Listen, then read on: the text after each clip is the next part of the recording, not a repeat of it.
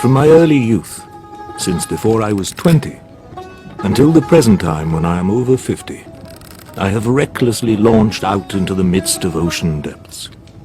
I have ever bravely embarked on the open sea, throwing aside all craven caution. I have poked into every dark recess. I have made an assault on every problem. I have plunged into every abyss. I have scrutinized every creed of every sect. I have tried to lay bare the innermost doctrines of every community. All of this have I done that I might distinguish between true and false, between sound tradition and heretical innovation.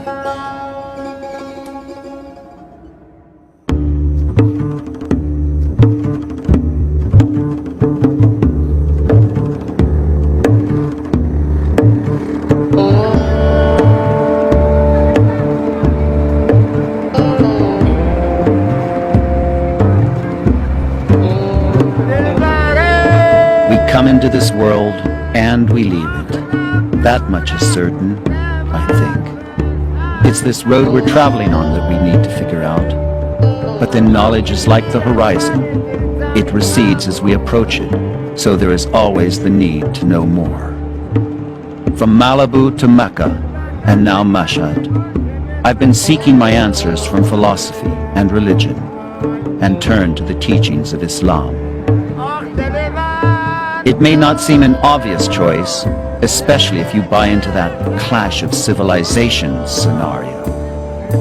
But then with so much happening in the world today, things that I've taken for granted are being called into question. How can I get to the bottom of it? Years before, I'd come across the writings of a man who'd lived nearly 1,000 years ago, but whose teachings resonated within me. He exerted a tremendous influence on thinkers in the East and the West, Muslim and non-Muslim alike. His life was devoted to probing the mysteries of existence, and by overcoming his own philosophical doubts and achieving spiritual illumination, he became a model for seekers of the truth everywhere. His name was Al-Ghazali, and that's why I've embarked on this journey, to find out more about his life and his quest for ultimate reality.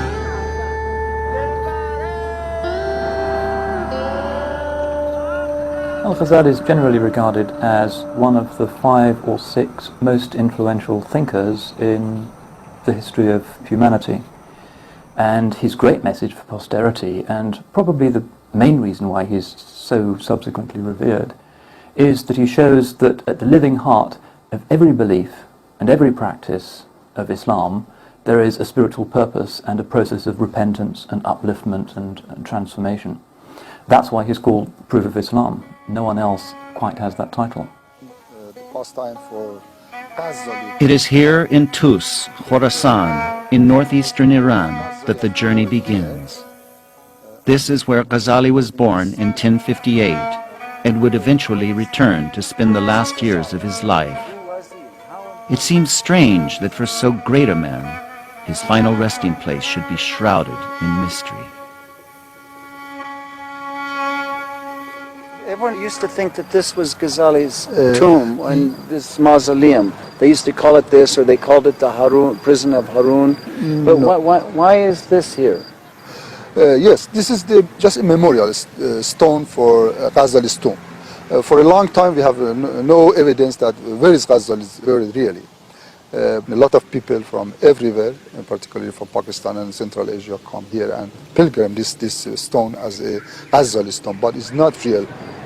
There is another point that archaeologists suppose Ghazali should be buried there, and this is over the Great Wall of Tus at this time. If you like, we can have a look for visit this. Yes.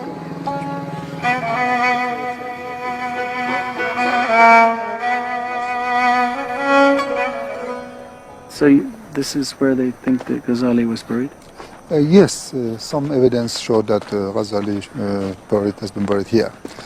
So Ghazali was born here and then he eventually came back, but it seems like a complete desolate place. Why would he want to come back to somewhere like this? Tus was a great and a huge center for Islamic culture. There are a lot of scholars born here in Tus, including Ghazali and. In Ghazali's day, superficially, the Islamic world was the greatest civilization there'd ever been. The biggest, the most prosperous, the most intellectually and architecturally productive. As a civilization, everything seemed to be flourishing. And perhaps the most productive soil in the central Islamic lands at the time was Khorasan, which approximately means the core of what we nowadays refer to as Central Asia. There were great cities there, great colleges, great disputations between theologians, also a major center for the study of Islamic law. This is where many of the early principles of Sufism were systematized and turned into a method which allowed Muslims to return as much as they could to the original spirituality at the core of the faith.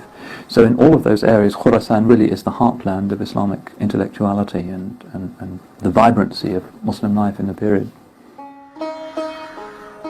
So the Mongols laid waste to the great cities of Khorasan, erasing nearly every trace of its centers of knowledge and culture. Perhaps it's foolish looking for signs of Ghazali in the dust anyway. It was in writings like the revival of religious sciences and the alchemy of happiness that he indicated the inner meanings of the Islamic rites and the methods that led to his realization. But that spiritual alchemy, like the alchemy that transmutes base metals into gold, is not so easily discovered. Where did it all begin for him?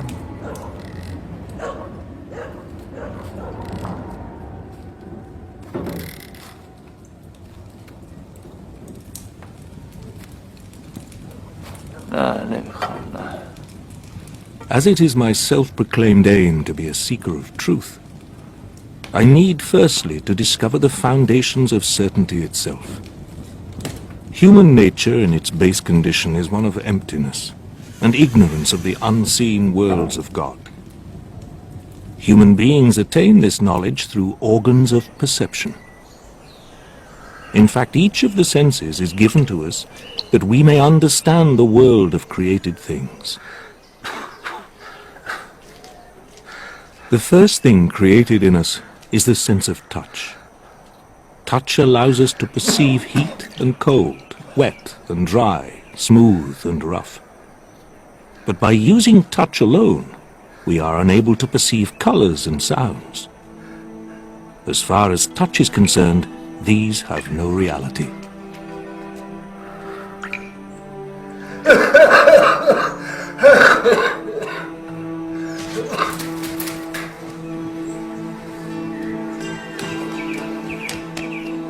Next comes the sense of sight. Sight allows us to perceive colors and shapes. Sight is the most far-reaching of all the senses.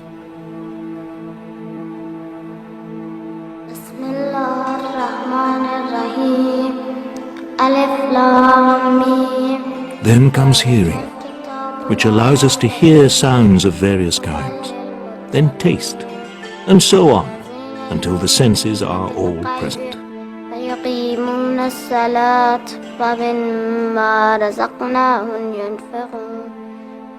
When we are about 7 years old, a power of discernment is created in us. This new step in our development permits us to understand more than just the world of the senses.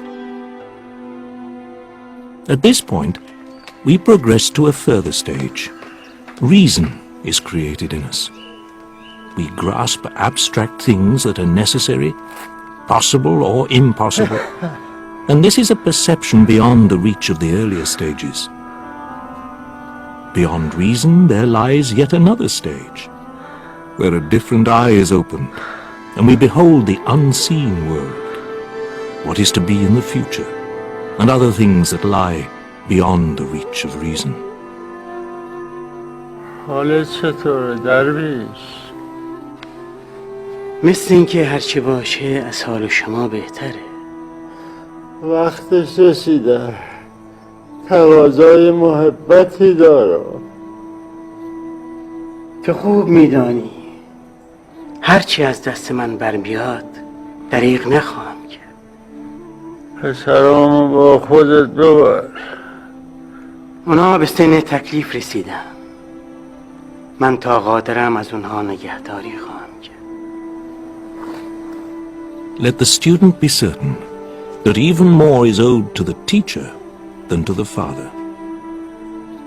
For a teacher is the one who brings him to eternal life, while the father is the cause only of his temporal life.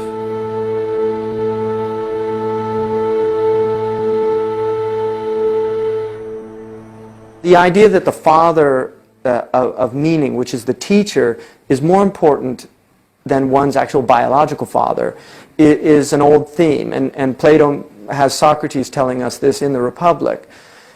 What Imam Ghazali is pointing out here is the idea of the finite and the infinite, the idea of what ultimately comes to naught, what is perishing, and what goes on forever. And so this is the idea of learning those things that one needs for this infinite journey. Because what the Father gives you, He gives you life for this worldly journey. But He does not give you the means to get through the world.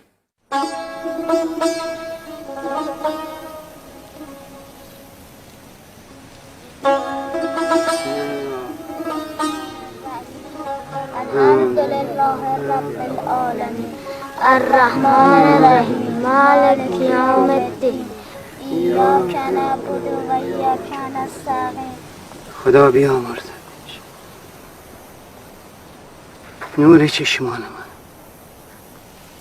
پدر در لحظات قبل از مرگش شما را به من سپرد که تا آموختن علم راهنماتون باشه. اینجا محل مردگان، ما باید به سوی زندگی بریم، به سوی زندگی.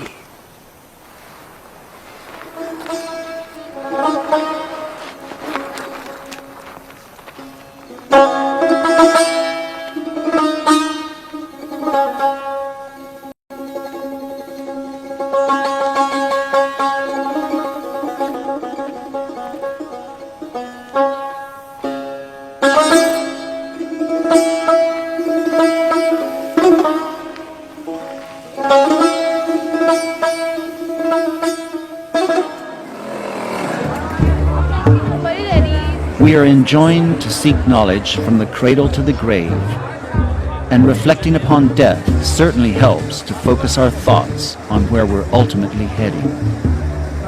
But with the distractions of the world pulling us in so many directions, it's easy enough to lose sight of what we should be preparing for. What kind of obstacles did Ghazali encounter on his way to spiritual awakening?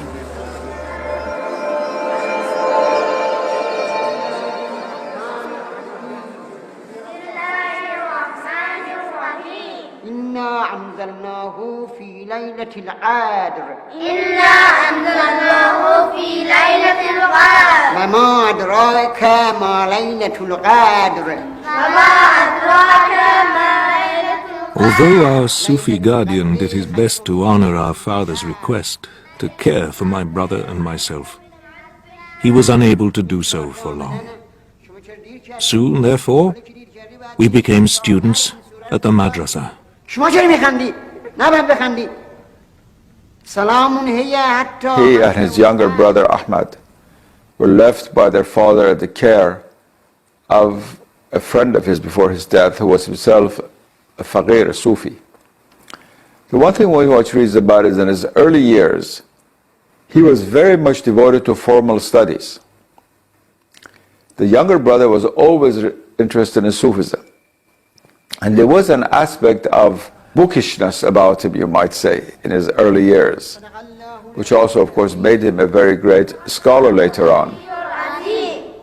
We had become students for the sake of something else other than God. But he was unwilling that it should be for the sake of anything but himself.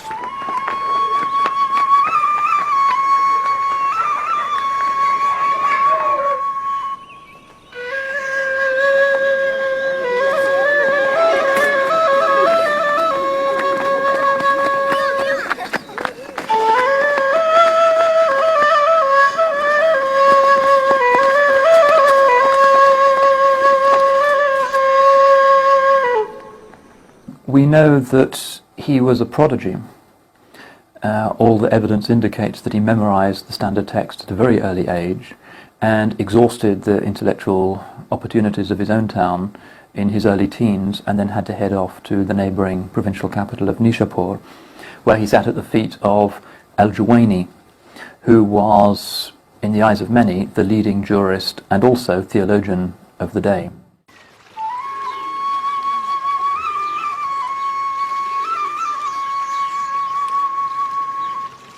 From an early age, I constantly thirsted after a grasp of things as they really are. For me, this was something instinctive, a part of my God-given nature, a matter of temperament, and not of my choice or contriving.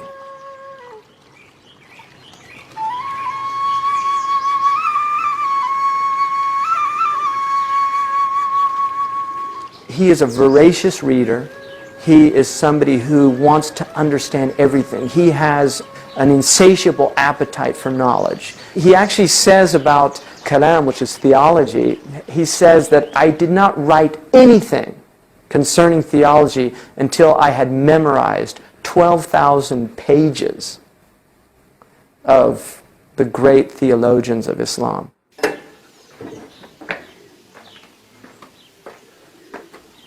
سلام احمد جان. سلام محمد جان. چطوری برادر؟ شکر. He really is taking in this knowledge with a worldview, with a cosmology, based obviously on the Islamic concept of Tawheed, or the ultimate unity of God, and how that unity is manifest through diversity in the world. He talks about desiring to get to the root of problems. So he had literally mastered, memorized, interiorized, and then began to teach these things at a very early age. در خصوص درس اسعد خراسانی بچه‌ها سوالات بسیاری دارن. نظرت چیست؟ The chains of traditional authority and inherited belief ceased to hold me. شما بگو، شما نظرت رو بگو. For I could see that Christian children always grew up to be Christians, Jewish children to be Jews, and Muslim children to be Muslims. I also heard the saying related from the Prophet: every child is born with a sound nature. It is only his parents who make of him a Jew, a Christian, or a Zoroastrian.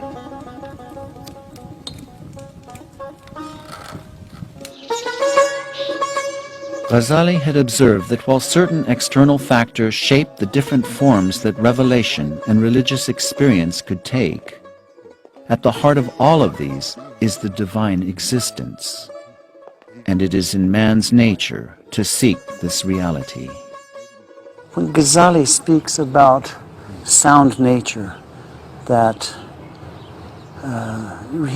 referring to the hadith of the Prophet, you know, this word fitra. Can you explain to me what that actually means? Fitra means actually the nature, but as it is the primordial nature of man, is the fitra, man as was created by God. And if you ask what this consists in, one can say in love of God and worship of God. Man is created for that. The highest worship or the highest form of worship is knowledge of God. And if serving God for humankind means knowing God, then it refers to the intellect God has given man so that he can know him. This knowledge naturally is the identification of the known and the knower. One can put it like that. Man is made for this union. And that is why I say his primordial nature. By nature, man is a worshipper. Just as created by God. There is an inherent nature of God that God has given human beings, and that nature has been imprinted in us. And one of the things about this nature, and I think Imam Ghazali's life is a reflection of that, is that there is a gnawing pain in the soul. And it does not go away. And one of the tragic aspects of human existence is that when we remove God from our search, and whatever we call God, if the Buddhists talk about ultimate reality, ultimate concern, this is still approximating our understanding of God. God is ultimate concern. If we remove ultimate concern from our lives, we have to find substitutes. This is human nature. We will find substitutes to fill that hollow space within man, because man is essentially a hollow being. So how can we reconcile faith with reason? It's become a luxury to practice religion unquestioningly in the modern world. On the one hand, there is cynicism and no absolutes. On the other hand, rage is mistaken for revelation, and religion in its various persuasions hijacked by radical ideologies, allowing atrocities to be committed in its name. Why is it, how is it, that religion meant to be a means to salvation has become so unappealing? How has the profane become so seductive, so that we no longer are aware of the unseen, or are able to accept that there may be a higher purpose to life? This is a tragic condition.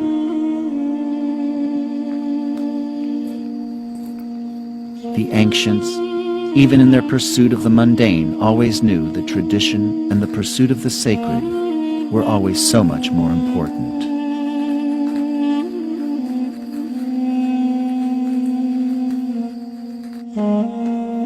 In his search for knowledge, Ghazali traveled to study under the leading theologians of the day. But some of his most important lessons came from quite unexpected sources.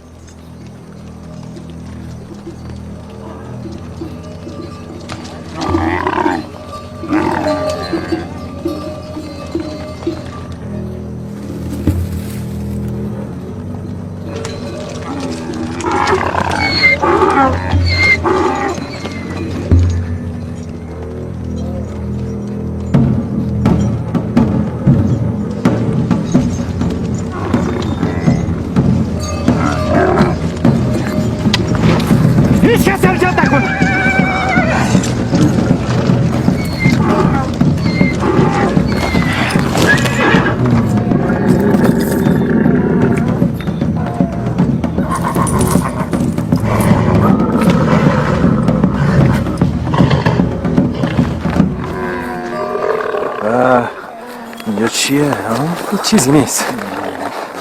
چیزی چیزی نیست. خواهش میکنم اینا رو به من برگردونی. این چیزی نیست. این کاغذهای بیارزش کردن ارزشی ندارن ها؟ این تمام اندوخته من از سفر گرگانمه.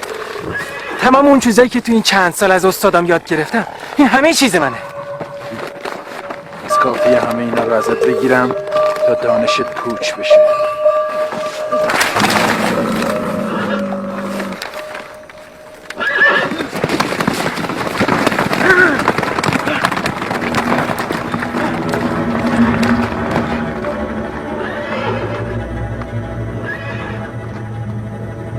کافی اینه که همشو ازت بگیرم اون وقتی که دانشت پوچ بشه. In my heart, I knew he had a point. I decided he had been sent by God to teach me. Having experienced a run-in with a band of cutthroat robbers, I resolved to guard myself and the knowledge I had gained against any future encounters. I spent 3 years committing all the notes I had accumulated to memory, whilst continuing with my studies under the guidance of the learned and venerable Imam al-Haramain al-Juwayni.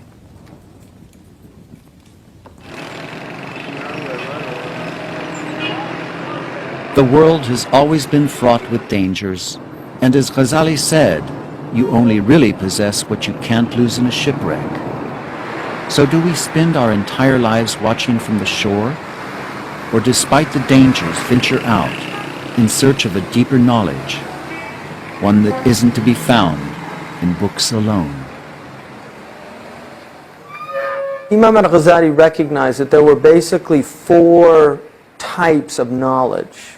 The first type of knowledge was sensory knowledge, knowledge of the sensoria, that we had this ability to perceive whether it was hot or cold.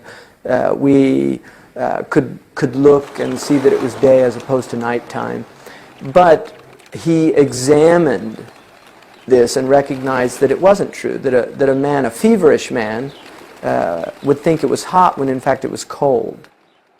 We can't deny the knowledge of the senses, but he recognized that the knowledge was not infallible, that the knowledge was something that we could be deluded into thinking, in fact, something, and it was not.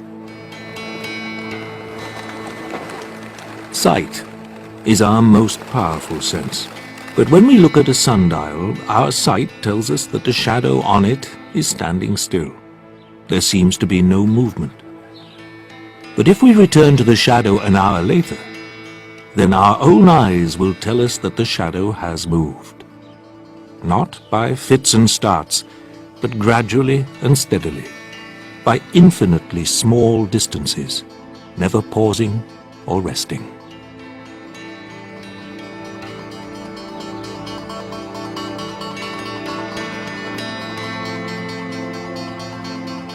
The second type of knowledge that he identified was rational knowledge, the mathematical knowledge. And so what he did was he began to examine all of his rational knowledge, and he realized, and this is questioning a priori assumptions, which is very interesting, it is very modern. What he realized is that just as he had discovered that the sensoria were not infallible sources of knowledge, that the intellect could also be in a deluded state, that we could actually think something to be true and have reasoned it out, but in fact it wasn't. And he felt very comfortable with mathematics, which is interesting because the modern world, one of the few areas where the modern world feels comfortable is mathematics. So he felt comfortable with mathematics because he said, whether we're awake or asleep, 2 plus 2 will always equal 4. اغرب زخم اغرب سیاه جراحه اول اول قسم به خدا دوم به صدق صفای محمدی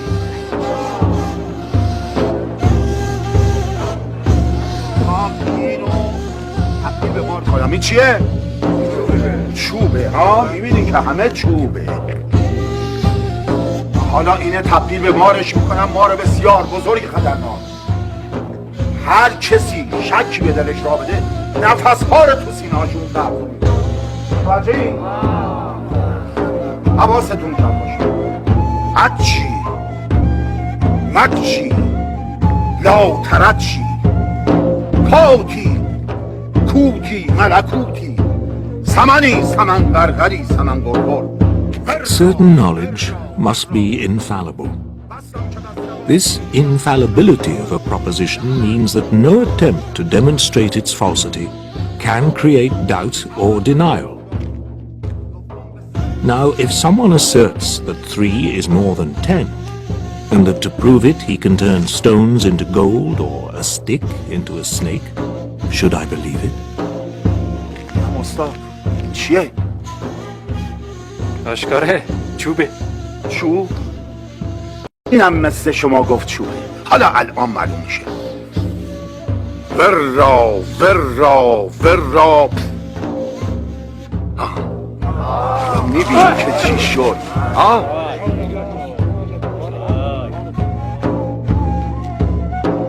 دیدی حالا چی شد؟ یک مار.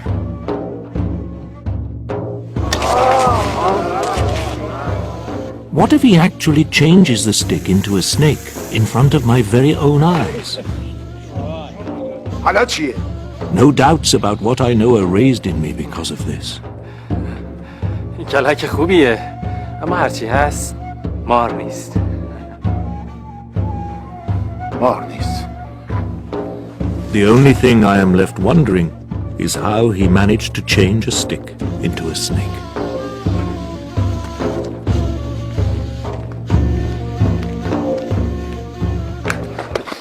بارو بابا میریم دنبال کاره.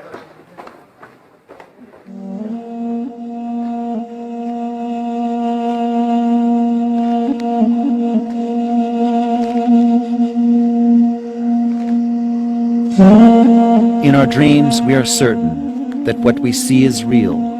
Yet when we awake, we know that what we took to be an unquestionable fact was in fact illusion. So what proof can theology or philosophy give us to guarantee that our senses aren't also deceiving us?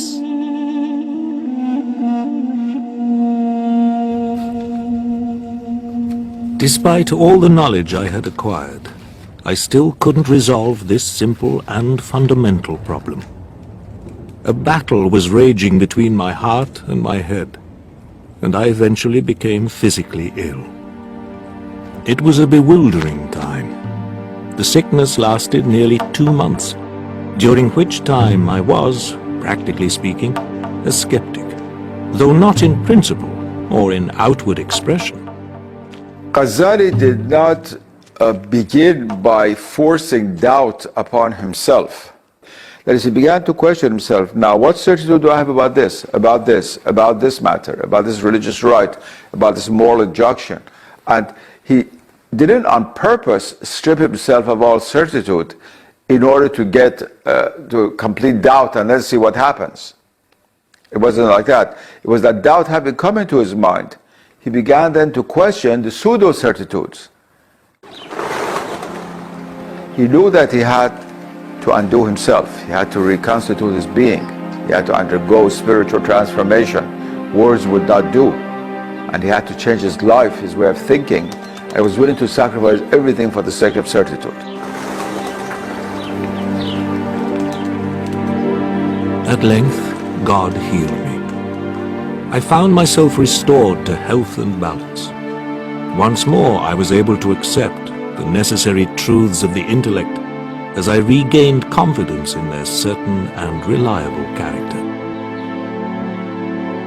This did not come about by systematic demonstration or ordered argument, but by a light that God Most High cast into my breast.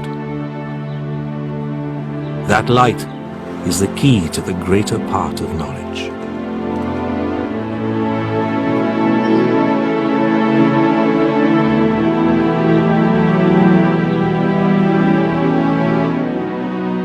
Ghazali was able and willing to give something up in order to receive illumination. Ordinary soul does not receive illumination. You receive illumination only if you are open your heart to God, which means dying to yourself and dying to the world about you, and that's what Ghazali did.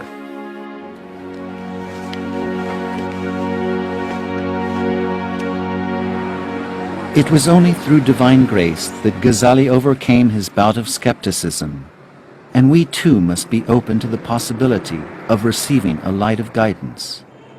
But with such darkness and confusion confronting us today, is it any wonder that it can be hard to see a way forward? Was the situation any different in Ghazali's lifetime? At the time of Imam Ghazali, authority was being questioned. Who has ultimate authority?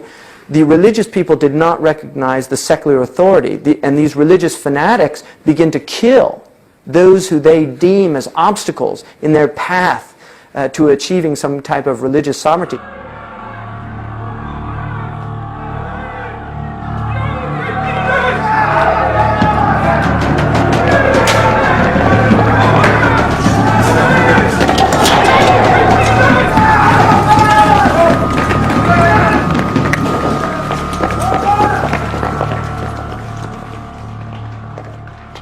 his time, confusion was reigning.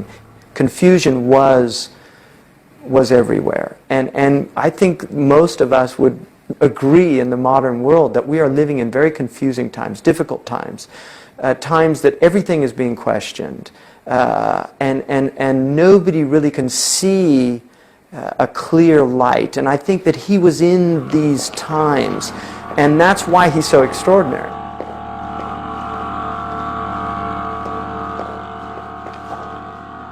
The political situation in Ghazali's time was in many ways fragile, certainly very complicated.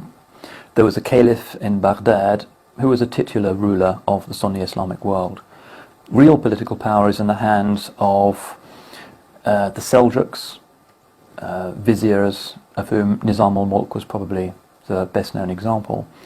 And it fell to the Seljuks to try and figure out what sort of Islam the state should be patronizing. آن کس که کلمه لا اله الا الله و عیسی رسول الله را از نصرانی میشنود و آن را چون گوینده یا نصرانی است باور نمی‌دارد و رد می‌کند کوتاه نظر است. اما خطر رد خطری است بسیار بزرگ که از ناحیه کمخردان برمی‌خیزد. اینان چنین می‌پندارند که چون کلمات حق در کتب فلاسفه نوشته شده و با کلام آنان درآمیخته شایسته رد و سزاوار طرد است. سخنان ایشان را هرچه و از هر که بشنوند چون سابقه معرفت حق در ایشان نیست رد می کنند و با این پندار همه آن سخنان را به خرد نارسای خیش خطا و باطل می انگارند. آن کس که نبوت را نپذیرد یقینا کافر است. حق با ایشان است. هر کس اصول دین را نپذیرد کافر است. اگر به این اعتبار کافر است مخالفت با گفته های حق او که به واقع هم حق است روا نخواهد بود. یعنی دانش شما به حدی رسیده است که روی حرف علما حرف میزنید؟ Ghazali repeatedly makes the point that one of the main veils that keeps people from seeing God is religious fanaticism. He says it doesn't matter too much which school of Islamic law you follow. There are different theological positions that it's valid to adopt. Try and be orthodox. In fact, it's necessary to be orthodox, but whatever you do, don't turn into some kind of zealot so that religion just becomes a way of feeling that you're better than everybody else and thereby veils you from God.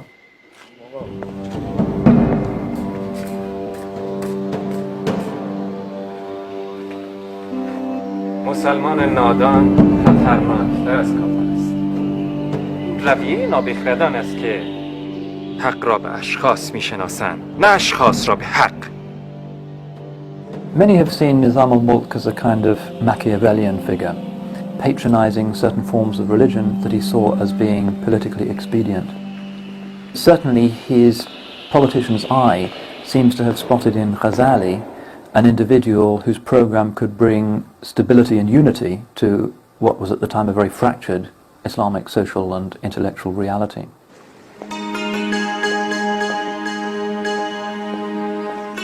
I was invited to present myself to the Vizier Nizam al-Mulk, the powerful chief minister of the Seljuk Sultan Malik Shah. There I joined his retinue of legal experts and theologians. اشعار شما بسیار زیبا و نغز بود.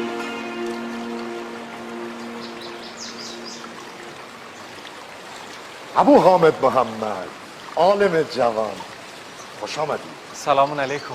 سلام علیکم. Nizam al-Mulk recognizes in him the man who has the power, in a sense, not only to give legitimacy to the Islamic tradition as a cohesive tradition that is universal and not as a sectarianism that will splinter into many, many different groups. He gives the basis for accepting state authority, not as some kind of usage of religion as an opiate, but as a recognition that this is in the overriding benefit of the citizens themselves, that anarchy is a wretched way to live.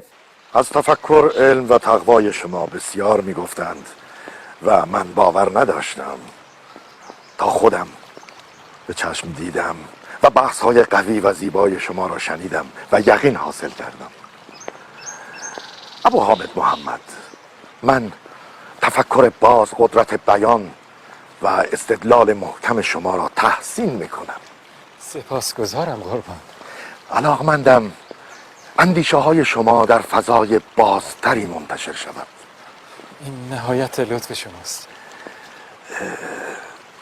در فکر بودم و امروز مصمم هستم تا شما را به عنوان مدرس نظامیه بغداد انتخاب و منصوب کنم تا به دانشپژوهان و تشنگان دانستن تفکر و درس وحدت بیاموزید. این باعث بسی خوشحالی من است قربان. امیدوارم که بتوانم از عهده‌اش برایم. مطمئن هستم که از عهده برخواهید آمد. متشکرم قربان، سپاسگزارم. علیه السلام این است که باید اشجع ناس باشند. خوب این نکته رو دقت کنید، این نکته اعتقادیه. شما همتون بگید امام باید اشجع ناس باشه، یعنی هیچ کس شجاعتر از اون در زمان خودش نباشه. Theology was the rock and roll of the age, and Ghazali was a superstar, attracting hundreds of students who flocked to hear him expound on theology and jurisprudence. He himself said that a man who is being pursued by a ferocious lion doesn't mind whether it's a stranger or a famous individual who saves him. So why do people seek knowledge from celebrities? And what happens when the celebrity starts to believe his own publicity? There is a lot of evidence to suggest that Ghazali's extraordinarily stellar performance in the universities of his day went somewhat to his head. There he was preaching from the pulpits of the most distinguished, venerated mosques in the Islamic world, with all of the great texts of Hellenic and Islamic civilization at his fingertips, producing books that were already amongst the intelligentsia bestsellers and clearly changing the trajectory of Islamic thought, with hundreds and hundreds of the best students anywhere in the Islamic world travelling thousands of miles to sit at his feet. أعوذ بالله من الشيطان الرجيم. بسم الله الرحمن الرحيم. السلام والصلاة على سيدنا ونبينا خاتم النبيين وسيد المرسلين محمد.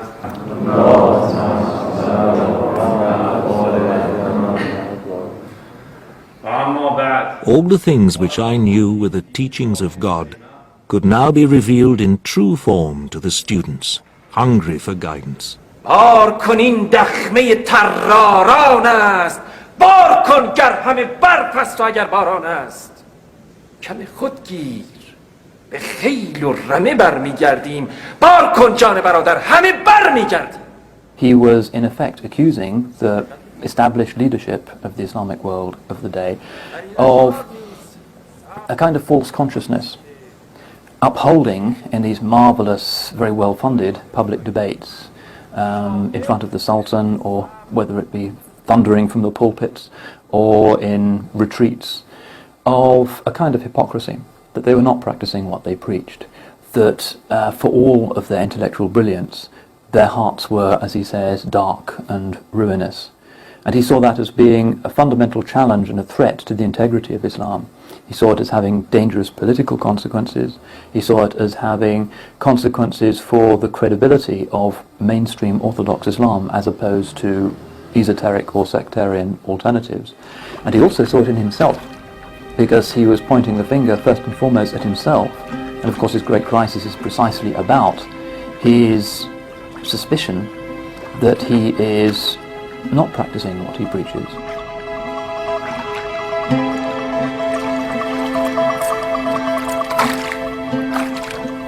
We are living in a time like his time, when religion had become stale, religion had become didactic, religion had become a dry practice of argumentation, dialectic debate amongst students.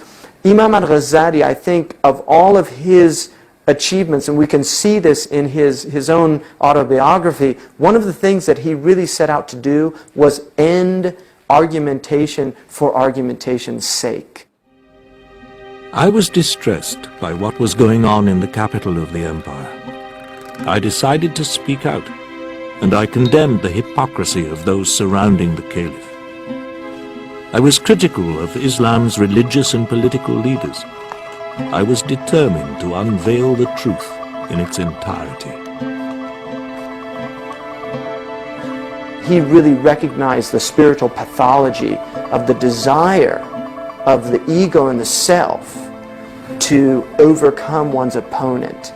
And he wanted to get back to something much deeper, which is not that I am entrenched in my personal opinion, agenda, political position, and I have no recognition of my opponent, but to recognize that my opponent and myself must together be in search of the truth. And if the two of us are in search of the truth, we can speak.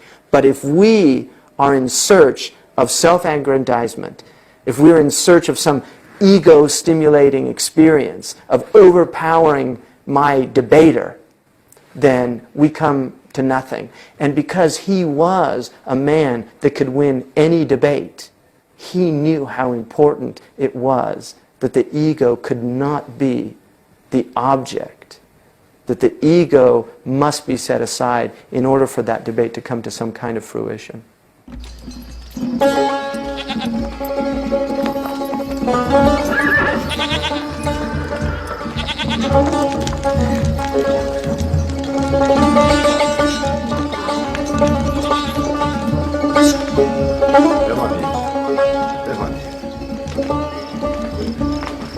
سلام علیکم. سلام علیکم. بفرمایید. سلام علیکم.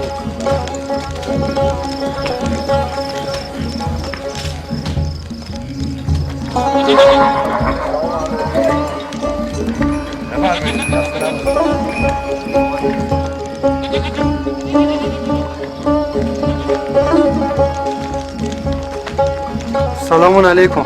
سلام علیکم. خواجه از راه دور آمدم، آه در بساط ندارم، چیزی به من ببخش. من اینجا چه دارم به تو ببخشم؟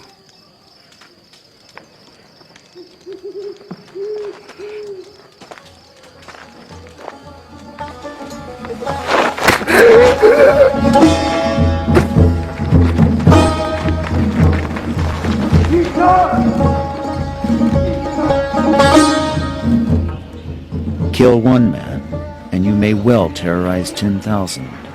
But is this what we were created for?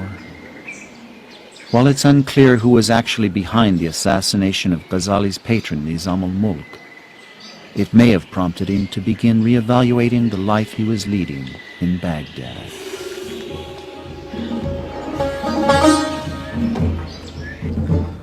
محمد بچه ها کجایید؟ Ghazali had a brother, Ahmad al-Ghazali, who went on to become a major poet and Sufi figure in Persian literature. The relationship between the two men must have been a complex one.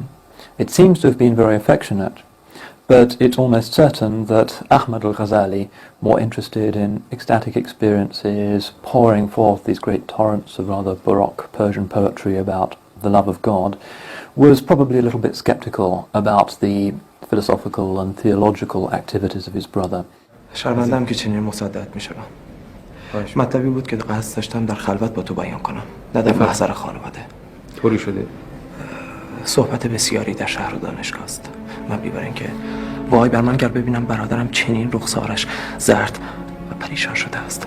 آخر چگونه است؟ مگر بر تو چه گذشته است که جاه و مقام چنین در چشمانت ریشه دوانده؟ مگر از آن چیزی؟ I think what's happening to Imam al-Ghazali really is he wanted to be real, and I think he recognized how false he was. The fact that in the West we call personality, which is from the Roman word persona, which means mask, is already an awareness that the personality is somehow were hiding behind something. And I think what happened was he became aware of his personality. He became aware of this mask, this exterior that he was presenting to the world, which was the wonder boy, the genius, the brilliant dialectician. And he's realizing that this can't be me, because he's realizing how horrible that person is. Despite my success, my wealth and my status, my doubts returned. Not in what I believed, but in the way I was living my life, surrounded by great material wealth. It may well be that the sanctity and spirituality and the effusive quality of Ahmad al-Ghazali's Islam was a kind of counterpoint to the formal book-based systematic theology that al-Ghazali was experiencing and dishing out in the mosques. And it may well be that eventually it was Ahmad's example, somebody who had cracked the problems of the meaning of life through the love of God and experience, rather than through logic chopping, was the final straw that broke the camel's back and precipitated the crisis. تو دستت را به طرف آنها دراز می‌کنی و آنان پس می‌زنند. خود از قافله عقب مانده ای و آنها بی توجه می‌گذرند. تو راهنما شده ای، اما به راهنماییشان گوش نمی‌پنداری. سخن می‌گویی اما به سخنانشان گوش فرا نمی‌دهی. آخری سنگ نمور تا کی برای تراشه آهن بر آن آب می‌پاشی.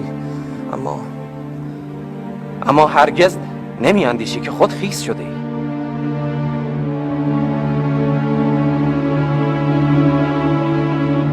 He came to a realization that all of this intellectual knowledge was in fact a very, very well camouflaged ignorance.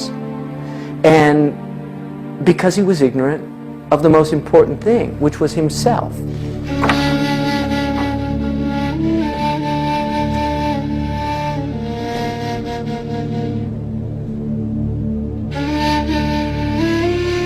For 6 months I was constantly tossed between my worldly desires and my longing for eternal life. In the end, the matter stopped being one of choice and became one of compulsion.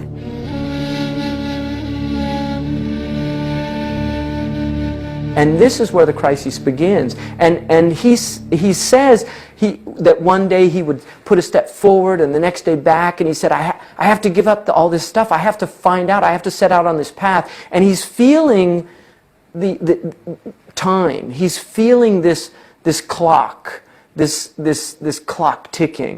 He's realizing, I've limited time here. Most of us don't like to think about that. The fact that we have no guarantees about tomorrow. He is really at that point where he realizes, I am mortal, I'm going to die. Have I prepared for this journey? And this is the only real crisis that has any meaning for a human being. So he had the truly existential crises of the human condition, which is our mortality.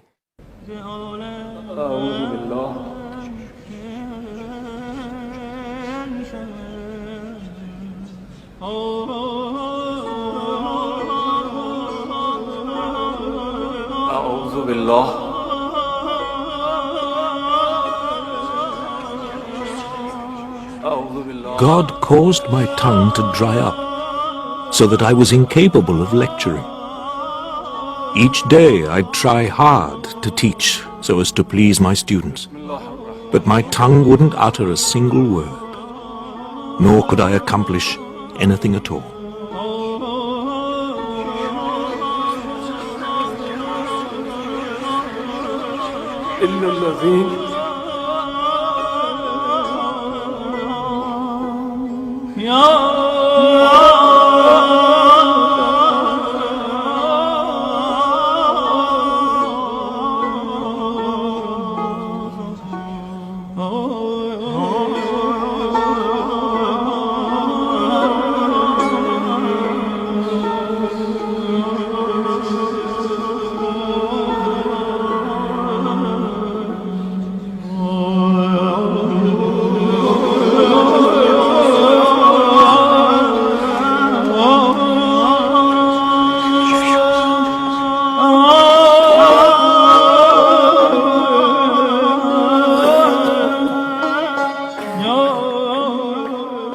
a man who has risen to prominence because of his tongue. To have his tongue taken away from him means that his prominence is taken away from him. He has lost everything in his inability to speak.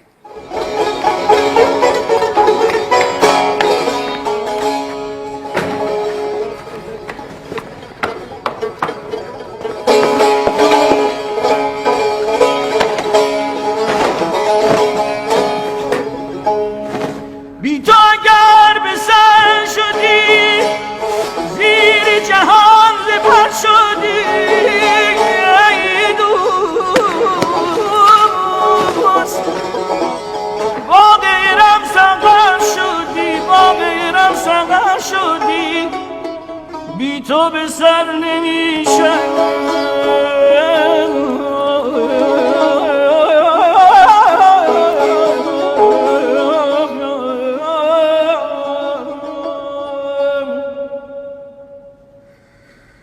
The crisis did not start with a physical illness which would bring depression, you might say, modern terminology. It began with a mental, intellectual crisis and gradually seeped into a psychological or whole psychosomatic reality, into soul and body, you might say. And it went from up down and gradually began to affect his habit of eating, his appetite, his sleep, and he felt seriously ill. فکر میکنم بیماری قلبی داره. ولی به نظر من مشکلش باید مغزی باشه. نه، مشکل از گردش خونشه. من که نمیتونم کاری بکنم. از دست منم کاری ساخته نیست. منم مثل شما کاری از دستم بر نمیاد. پس هر سه توافق داریم. ناراحتی جسمی نداره، روح و روانش بیماره.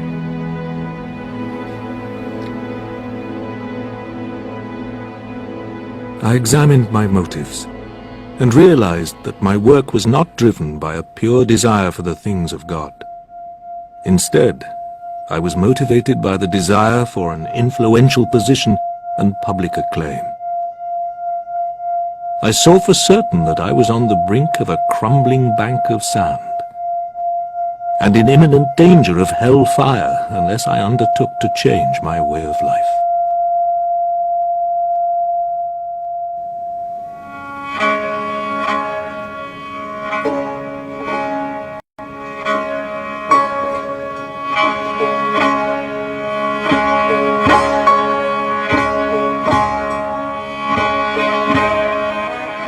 I knew that the Sufi way combines intellectual belief and practical action. The action takes the form of purging the obstacles in the soul and of stripping away its base characteristics and vicious morals, so that the heart may achieve freedom from everything that is not God. The intellectual belief was easier, but it became clear to me that what is most distinctive in Sufism cannot be grasped by study alone, but only by immediate experience, by ecstasy, and by a moral transformation. The Sufis were people not of words, but of experience. I had no hope of the next world unless I could live a God-conscious life and withdraw myself from fruitless desires. Great religious figures transform society as much by who they are as by what they say. And it would be idle to attribute Ghazali's influence simply to the brilliance and clarity of the books that he left behind him. He was revered, it's very clear, as somebody who lived the reality of Islam and of Sufism, of Islamic spirituality, as somebody who was well on his way to being a saint. I have been able to do what my doctors couldn't do. Cure myself. And yet the cure is absolute. I have to give everything up. My position, my reputation, my home, and my family. he performed the act which made Ghazali Ghazali, and that's why we're speaking about him now 900 years later. That is, he left his position, his wealth, his family, the world, and disappeared. He fled from the whole condition of life which had been so successful, being close to the Caliph at the capital of Islam, well off, very famous. He left everything in order to rediscover certitude, in order to be honest with himself and understanding the nature of the divine reality. تو میفهمی که من باید برم.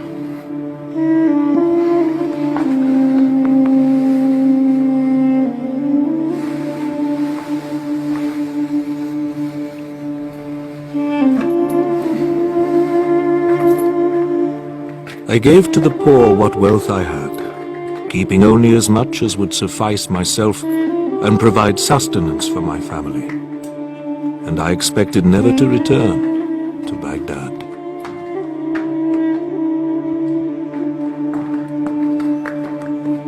When you begin the inner journey within your soul, it's very good to also begin an outer journey in the world out there. It's not at all like modern tourism, in which you travel on the surface of your soul. No matter wherever you go, you come back the same imperfect person after having spent $10,000 and ruined the climate and the environment. It's not like that at all. But when one travels with consciousness, one realizes that one's home is not that particular street, one's place is that particular place. It's in God. A real traveling spiritually means that. And so traveling outwardly was considered to be a very good support with traveling inwardly.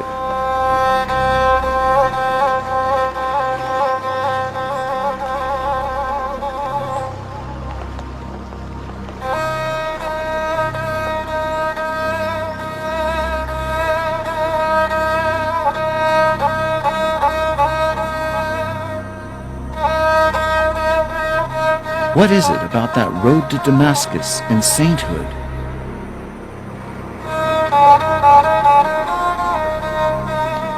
السلام عليكم. السلام عليكم.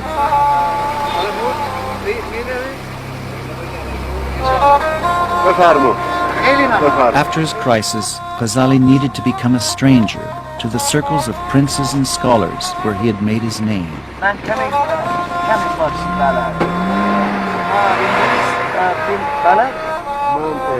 am a little English speaking. Dissolving his ties and placing himself in the crucible of asceticism, he began living as an anonymous wayfarer, trusting only in God.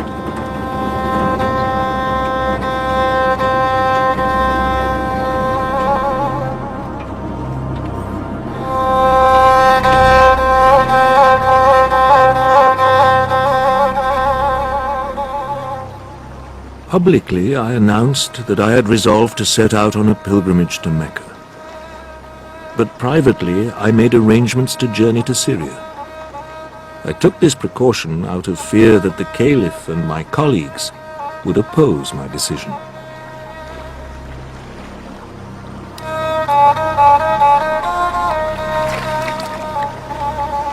Al-Ghazali spends the best part of 10 years incognito.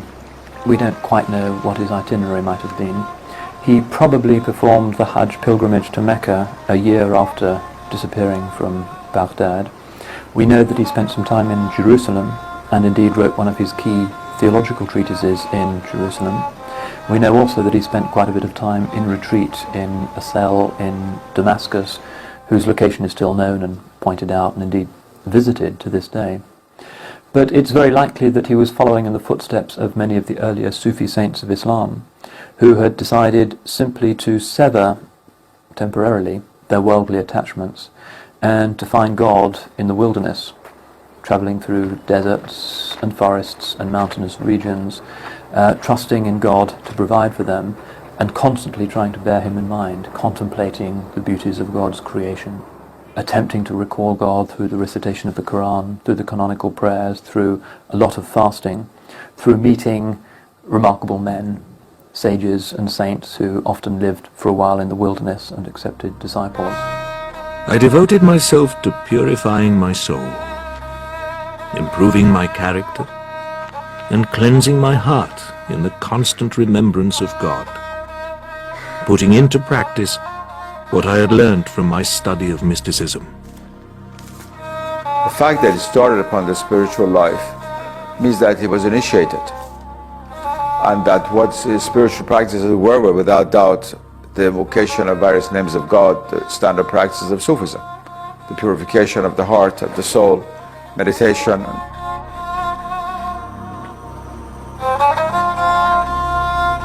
The Sufi path consists of certain practices, ways of thinking, ways of acting, and above all, ways of being.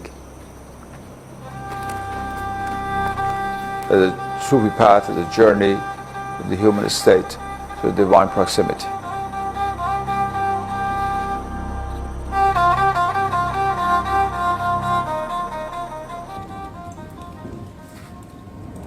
I stayed in Damascus for 2 years, doing nothing except cultivating obscurity and solitude, together with religious and ascetic exercises.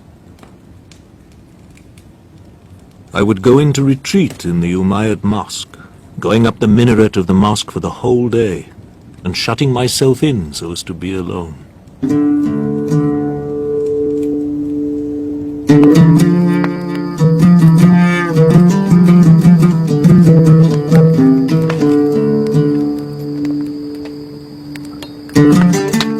One of the things about the mystic path, or about this direct experience of reality, is that for Imam Ghazali, it is science. Because at the root of science, and this was well known in the Muslim world during his lifetime, which came much later from the Muslims to the West, at the root of science is the ability to replicate the experiment. If the experiment can be replicated, then we can get scientific results. He wanted to find out, does this indeed, these experiences that others have claimed, if I set out on this path, and he was an experimental scientist, if I set out on this path, can I replicate that journey? And he did it. And that's how he came to a certainty of it.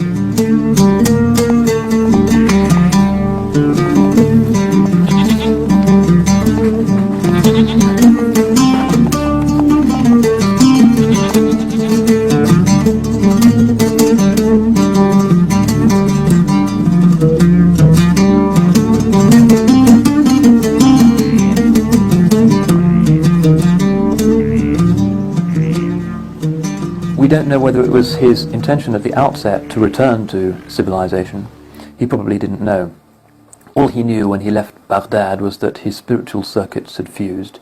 He had to get out. He had to try and find an answer to his crisis in his heart and in the recollection of God. During these times of solitude, there were revealed to me things innumerable and unfathomable. This much I shall say, so that others may be helped. I learnt with certainty that it is above all the Sufis who walk on the road of God. Their life is the best life. Their method, the soundest method. Their character, the purest character. It is in the practice of dhikr, or remembrance, that God is said to be mysteriously present in His name, and by this constant recollection we are able to draw nearer to the divine. This is the philosopher's stone with which Ghazali sought to purify his heart and transform himself. And it is this that I need to know more about. I'm doing this research on Ghazali, and I know that he spent years wandering. Yes. And presumably he was engaged in various spiritual practices. Could you tell us something about these and what the nature of them is? In Sufism, much emphasis is laid on the invocation of God, not only in Sufism, in the Holy Quran, there are many, many verses in the Quran about remembering God. Religion itself is based on the remembrance of God. The more one mentions God and invokes God, the more the name becomes actualized in him. I mean, the very religious rites and practices are based on divine invocation. One can say that the gist, the foundation of all religious practices, and the surest way and the nearest shortcut, I mean, we have shortcuts to way God, but the nearest shortcut to God is invocation.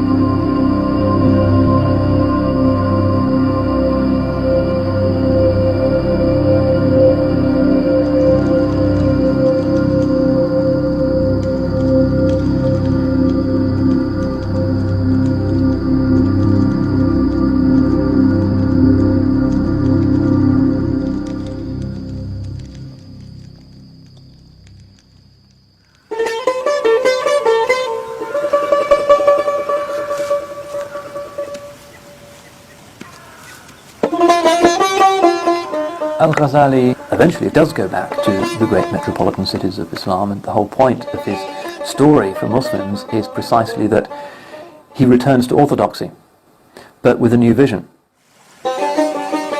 His vision is that the proof of Islam is an experience, what he calls dhawq, tasting the realities that lie behind the veils of physical existence. That's the real argument for religion, and that doesn't come about through the systematic discussion of metaphysics. It comes about through remembering God, purifying the intention, purifying the heart, and trying to open oneself up to an effusion from above.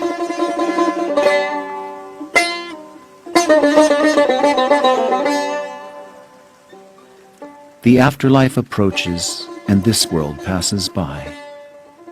The journey is long, but the provisions are scant, and the dangers great.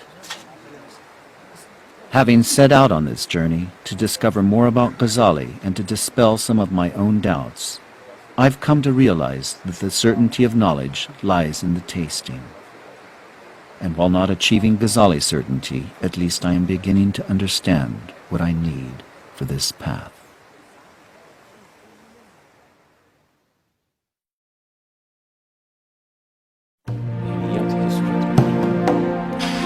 As time passed, various matters, together with the entreaties of my family, drew me back to my homeland. And so I returned to it again, though at one time, nothing had seemed less likely.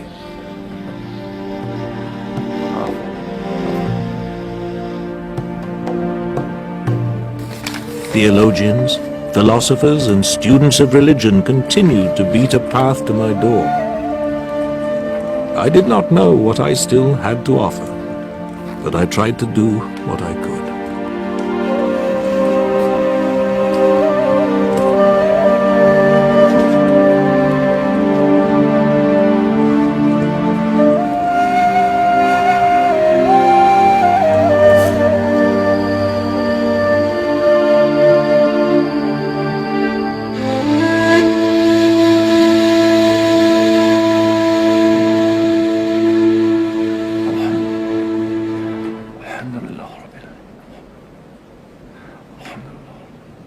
دوشنبه 14 جمادی الاخر سال 505 هجری قمری برادرم ابو حامد محمد بیدار شد. سحر نمازش را خواند و آماده رفتن به سوی پروردگار شد. از من کفنش را خواست. آوردم.